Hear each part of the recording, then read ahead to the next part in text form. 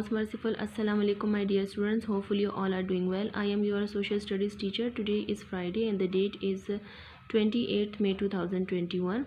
In our previous video we have started our lesson number 2 and that was atmosphere of the earth. So we will continue the next topic that is the photosynthesis. So let's open your book page number 10. Okay, on book page number 10 we have studied till this formula. So I will continue reading. Therefore plants create oxygen and are used as food by animals and humans. अच्छा, plants जो है वो क्या करते हैं, हमारे लिए oxygen बनाते हैं और जिसकी वजह से जो है एनिमल्स और ह्यूमंस जो है उसको यूज़ करते हैं रिस्पायरेशन में. Respiration means that animals, respiration अमल तनफ़ुस किसे कहा जाता है, that animals are using the oxygen, यानी कि जो एनिमल्स जानवर हैं वो ऑक्सीजन को यूज़ करते हैं सांस लेने के लिए, प्रोड्यूस बाय प्लांट्स, जो कि पौधों की वजह से जो है बनती है, पैदा होती है, to break down the sugars in their bodies. और फिर इस ऑक्सीजन का to break down the sugars in their bodies, और ऑक्सीजन का काम जो है वो ना सिर्फ हमें रिस्पायरेटरी सिस्टम में जो है सांस के लिए सिर्फ हमारे लिए काम आता है, बल्कि जो हमारी बॉडीज़ में जो शुगर है जो उसको भी यानी कि खुराक को भी जो है वो ब्रेक डाउन करने में जो है काम देता है, जिससे हमारे लिए एनर्जी जो है प्रोड्यूस होती है. ठीक है. अच्छा, this break down makes food energy. ये जो शुगर का ब्रेक डाउन होता है हमारी खुराक में, हमारी छोटी छोटी जो वेन्स होती हैं उसमें जो है हमें तवानाई मिलती है ऑक्सीजन के ज़रिए से. ठीक है. हमारी बॉडी में जो है ऑक्सीजन, ब्लड में हमारा ऑक्सीजन जो है और उसके साथ जो है एनर्जी हमारी पूरी बॉडी को मिलती है inside their bodies. Respiration can be represented by the formula. Respiration को हम रिप्रेजेंट करते हैं तो वो ग्लूकोज प्लस ऑक्सीजन जो है वो फिर क्या करता है, ग्लूकोज जो है जो हमारी खुराक है, जो हमारी एनर्जी है, जो हमारी ताकत है, वो ऑक्सीजन के साथ मिलकर कार्बन डाइऑक्साइड बनाती है और साथ में जो है वाटर को बनाते हैं. अब notice that respiration looks like photosynthesis. Respiration का अगर आप ये फार्मूला देखें और साथ में जो है ये फोटोसिंथेसिस का फार्मूला देखें और रिस्पायरेशन का फार्मूला देखें तो ये इसमें आपको सिमिलर एक चीज़ लगेगी. इन फोटोसिंथेसिस कार्बन डाइऑक्साइड, ये कार्बन डाइऑक्साइड का फार्मूला है CO2 is turn into oxygen. यानी कि आप ऊपर देखिए कार्बन डाइऑक्साइड जो है क्या बनाती है, ऑक्सीजन, और रिस्पायरेशन में क्या है, oxygen is turn into carbon dioxide. और रिस्पायरेशन में देखें ऑक्सीजन क्या बनाती है, कार्बन डाइऑक्साइड. ठीक है. यानी कि एक कमल में ऑक्सीजन जो है कार्बन डाइऑक्साइड इखराज करती है, बनाती है, और दूसरे में जो है कार्बन डाइऑक्साइड जो है ऑक्सीजन हमारे लिए बनाती है. अब हमारे पास है how temperature are kept within limits. जो टेम्परेचर्स होते हैं, जो दर्जा हरारत होते हैं हमारे एटमॉस्फेयर का, वो किस तरह अपनी एक लिमिट में है, किस तरह उनको जो है अपने एक उसमें लिमिट को हम इस तरह कह सकते हैं कि जो बैलेंस में रखा हुआ है. ठीक है. The difference between the coldest, यानी कि अगर हम देखते हैं तो बहुत ज़्यादा जो ठंड है एंड द हॉटेस्ट, और बहुत ज़्यादा गर्मी वाले जो प्लेसेस जगह हैं on the earth is not as high as that on the moon. ठीक है. यानी कि अगर हम देखें तो जो हॉटनेस और कोल्डनेस हमारी ज़मीन पर है वो इतनी ज़्यादा हॉटनेस और कोल्डनेस नहीं है जितनी कि हम मून, चाँद पर देखते हैं. The moon does not have an, come towards the next page, atmosphere. चूँकि चाँद के ऊपर जो है कोई फ़िज़ा वगैरह नहीं है, कोई हवा वगैरह नहीं है, इसलिए चाँद पर ठंडक भी बहुत ज़्यादा है और गर्मी भी बहुत ज़्यादा है.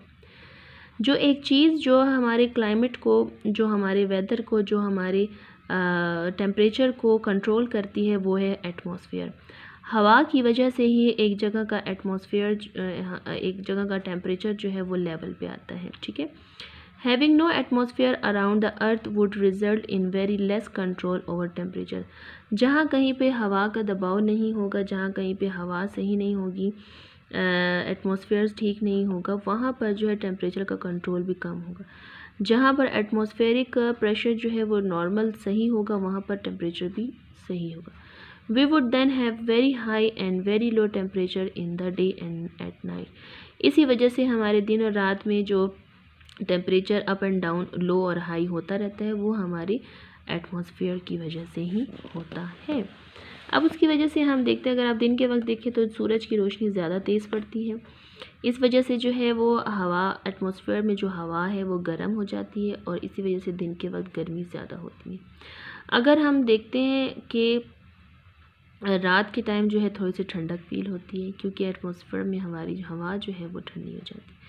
मोशन ऑफ एनर्जी जो है यानी कि एंड लिविंग थिंग्स, ठीक है, यानी कि हर इंसान को चलने फिरने हरकत करने के लिए जो है तवानाई की ज़रूरत होती है। और अब हम देखते हैं कि नो इंसेक्ट, कोई कीड़ा मकोड़ा, बर्ड, कोई परिंदा और एरोप्लेन और इवन एक बड़ी चीज़ जो एक जहाज़ है, would have phloem without an atmosphere, यानी कि हवा में, फ़िज़ा में कोई परिंदा, कोई कीड़ा मकोड़ा, इवन कोई जहाज़ भी नहीं उड़ सकता जब तक हमारा एटमॉस्फेयर नहीं होगा। Atmospheric gases are able to conduct energy waves, जो हमारे एटमॉस्फेयर में जो गैसेस होती हैं वो गैसेस प्रोड्यूस करती हैं एक ख़ास किस्म की तवानाई वाली लहरें, जिसकी वजह से एक जानदार चीज़ जो या एक बेजान चीज़ जो है एक जगह से दूसरी जगह हरकत या मूव कर सकती हैं। बेजान चीज़ों को हम मैकेनिकल चीज़ों के ज़रिए से मूव कर सकते हैं, वो भी उनको भी एनर्जी वेव्स की ज़रूरत होती है, like that waves of sound. अगर आप देखें, आप जैसे अब मेरी आवाज़ को सुन रहे हैं, आपके सामने कोई आपका दोस्त बैठा हो, कोई भी सामने आप जिससे बात कर रहे हो, तो उनके कानों तक आपकी आवाज़ जो है वो किस वजह से पहुंचती है, वो इसी वजह से एटमॉस्फेयर की वजह से पहुंचती है। जब आप बोलते हैं तो आपके मुंह से निकलने वाली जो एनर्जी है वो एटमॉस्फेयर में जो हवा होती है उनके साथ शामिल होकर वेव्स की सूरत में आपके कानों तक पहुंचती है और वो अदा किए हुए अल्फाज जो है वो आपको सुनाई देते हैं।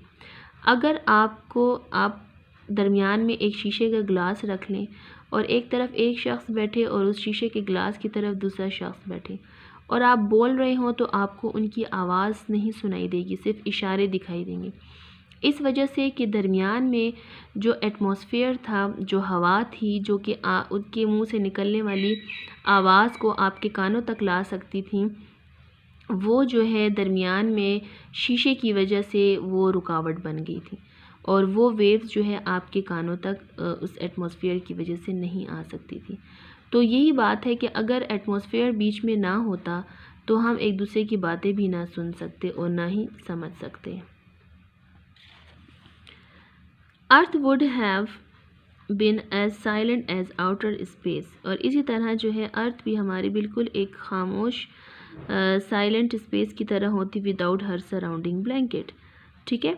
जिस तरह आप कंबल के अंदर चले जाए आपको किसी चीज़ की आवाज़ जो है नहीं सुनाई देती है, खामोशी सी हो जाती है। और we would not have been able to hear anyone से एनीथिंग, और ये वही वाली बात जो मैंने आपको अभी एक्सप्लेन की है। तो अब हमारे पास जो है लेयर्स ऑफ द अर्थ है। लेयर्स ऑफ द अर्थ में हमारे पास जो हैं डिफरेंट लेयर्स हैं, जो मैं आपको सरसर थोड़ा सा जो है समझाऊंगी कि लेयर्स ऑफ द अर्थ में जो है हमारे पास कौन कौन सी लेयर्स हैं। उसमें हमारे पास हैं, let us take a look at the main atmospheric layers starting from the lowest to the highest. हम सबसे पहले वाली स्टेप से स्टार्ट करेंगे। ये हमारी जो है अर्थ है और अर्थ के ऊपर जो है हमारे एटमॉस्फेरिक जो है ये लेयर्स हैं। सबसे पहले हमारी जो लेयर ऑफ द लोवेस्ट से हम स्टार्ट करते हैं, जिसमें हमारी एरोप्लेन्स भी जो है वो फ्लाई ओवर करते हैं, वो है ट्रोपोस्फेयर। सेकंड है स्ट्रेटोस्फेयर, थर्ड है mesosphere, fourth thermosphere and the last जो है एक्सपोजोस्फेयर है। ओके जी, जो फर्स्ट हमारे पास है वो है हमारे पास ट्रोपोस्फेयर। ट्रोपोस्फेयर में हमारे पास है approximately 80% of the total mass of earth atmosphere. हमारी ज़मीन का जो 80% है, ज़्यादातर हिस्सा जो हमारी फ़िज़ा का हिस्सा है 80%, वो किस लेयर में है? ट्रोपोस्फेयर में है। Can be found in this layer. अच्छा, since all the rest of the layers are above it, और जितने भी और लेयर्स हैं वो ट्रोपोस्फेयर के ऊपर ही हैं। ज़्यादातर हमारी फ़िज़ा जो है वो किस एटमॉस्फेयर किस लेयर में है? ट्रोपोस्फेयर में है। It is most dense. Dense का मतलब कि ये बहुत ज़्यादा बड़ी है। 80% जब ये एटमॉस्फेयर का एरिया कवर करती है तो काफ़ी ज़्यादा है। The lowest part of this layer is the earth surface. Earth surface के ऊपर यानी कि अर्थ के ऊपर जो हमारी फ़िज़ा है वो हमारी कहलाती है ट्रोपोस्फियर। अर्थ सरफेस के ऊपर यानी कि आपको ये हमारी अर्थ नज़र आ रही है राउंड में, इसके ऊपर जो हमारा क्या है सरफेस है, ये ट्रोपोस्फियर कहलाता है। Most of the weather we experience builds and gets spent within the troposphere. और ज़्यादातर जो हमारा मौसम चेंज होता है, जो बनता है, गर्मी सर्दी होती है, वो ट्रोपोस्फियर में ही है। ये आपको एक पिक्चर के ज़रिए से डिफरेंट लेयर्स में बताया जा रहा है कि किस लेयर में जो है कौन सी चीज़ जो है वो क्या कर। फर्स्ट हमारी लेयर ट्रोपोस्फियर में जो है यहाँ पर जो है आप देखने पैराशूट भी है, फ्लाई ओवर कर रहा है, ठीक है। फिर मेसोस्फियर में हमारे पास जो है क्या है, एरोप्लेन जा सकता है। फिर लास्ट में एक्सोस्फियर में जो है ये वो चीज़ें जो खला में हम अपने जो है एक्सपोजर